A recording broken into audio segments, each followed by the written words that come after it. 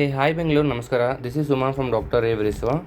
So today I came up with a DENON AVR receiver which is 4200, which is 9.2 channel processing. So this is what the nameplate details of this specific amplifier. You can go with this. So Atmos, DTS X, so many things we have here, and with the Spotify also. So Wi-Fi, Bluetooth, AirPlay, many things.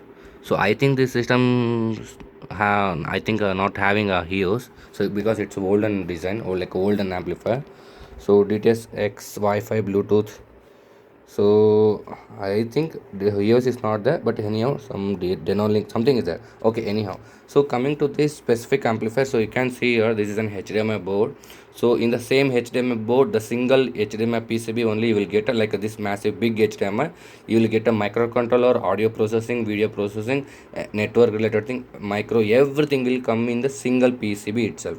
So this aluminum, whatever the fins you are seeing now, this we call heatsink. So massive heat sink which supports for an heat dissipation to the amplifier.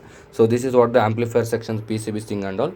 So this is what the thing actually front, and here you will get a front door for accessing the manual buttons and all. So just you can observe there that red light is flashing. So this is an some few people's call dead signal, like many things they will call. And coming to the back side, so you can see here this is the back view. Since it's an Atmos, so many things you will get it like a connectors and all. So actually this specific amplifier having in protection mode, like there is an issue with this specific amplifier section, that's the reason. So the red light is blinking, so it's turning on but it's going to the protection mode.